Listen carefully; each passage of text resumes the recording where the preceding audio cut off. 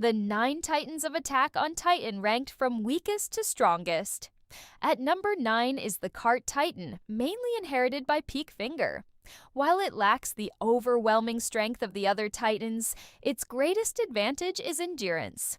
Peak could remain transformed for months, something no other titan could achieve. During the Battle of Shiganshina, and later in the war against Paradis, the Cart Titan served as a living military platform carrying heavy artillery and soldiers.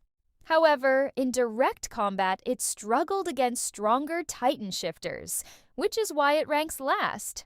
At number 8 is the Jaw Titan, inherited by Marcel Galliard, Ymir, Porco Galliard, and later Falco Grice. Despite being one of the smallest titans, it possessed incredible speed, agility, razor-sharp claws, and jaws powerful enough to crush almost anything. Porco frequently used his mobility against Eren, leaping across rooftops and attacking from unexpected angles. The Jaw Titan was also the only titan capable of breaking the Warhammer Titan's crystal, which allowed Eren to consume Lara Tiber. Falco's version became even more unique by developing wings and the ability to fly, making him the first known flying titan. At number 7 is the female titan, possessed by Annie Leonhardt. Often considered the most balanced titan, it excelled in almost every category without being the absolute best in any. Annie combined her titan abilities with exceptional martial arts skills, allowing her to defeat numerous members of the Survey Corps in the Forest of Giant Trees and nearly kill Eren during their battles in Stohus District. She could harden parts of her body and attract pure titans with her scream. Her versatility made her dangerous, but her lack of specialization prevented her from ranking higher. At number 6 is the Armored Titan, inherited by Reiner Braun. The Armored Titan became one of the most iconic symbols of destruction in the series when it smashed through Wall Maria and changed Eren's life forever. Covered in hardened armor plates, it was nearly invulnerable to conventional weapons and could charge through fortifications like a living battering ram. However, its weaknesses became apparent over time. Eren learned martial arts techniques from Annie and repeatedly defeated Reiner in combat, while anti-Titan artillery in the final season could pierce the armor that once seemed indestructible. At number 5 is the Beast Titan, most famously inherited by Zeke Yeager. Although previous Beast Titans varied in appearance and ability, Zeke's version became legendary due to his intelligence and devastating throwing skills. During the Battle of Shiganshina, he annihilated most of the Survey Corps by hurling rocks with the force of artillery shells. His scream could also transform Eldians who had consumed his spinal fluid into titans under his command. Yet despite his terrifying long-range power, Zeke was vulnerable in close combat, as demonstrated when Levi effortlessly overwhelmed him multiple times. At number 4 is the Colossal Titan, inherited by Berthold Hoover and later Armin Arlert. Standing approximately 60 meters tall, it dwarfed nearly every other Titan. Its transformation created a massive explosion comparable to a bomb, capable of destroying entire military fleets and cities. Berthold showcased its destructive power during the return to Shiganshina, where its steam alone prevented enemies from approaching. Armin later used the Colossal Titan to devastate Marley's harbor.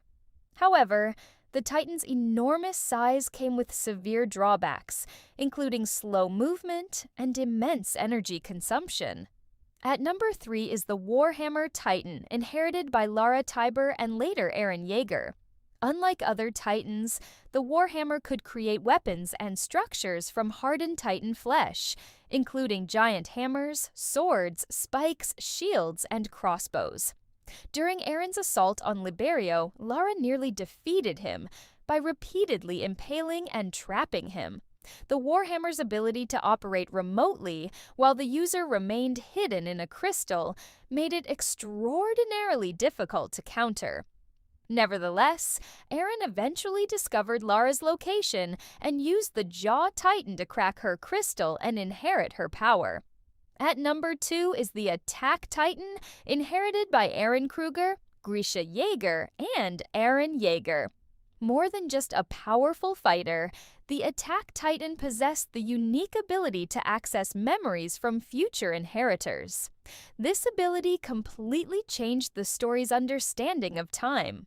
One of the most shocking moments occurred when Eren influenced his father Grisha through memories from the future, effectively shaping past events.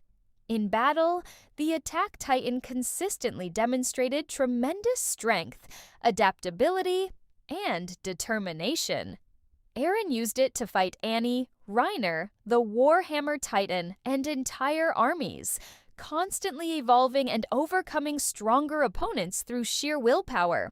Finally, at number 1 stands the Founding Titan, inherited by Ymir Fritz and later passed through generations before reaching Eren Jaeger. The Founding Titan is the source of all Titan powers and exists on a completely different level from the others. It can control Titans, alter the memories of entire populations, modify the bodies of Eldians, communicate through the paths, and unleash the rumbling. When Eren activated the rumbling, millions of colossal titans marched across the world, destroying nations and causing devastation on an unimaginable scale.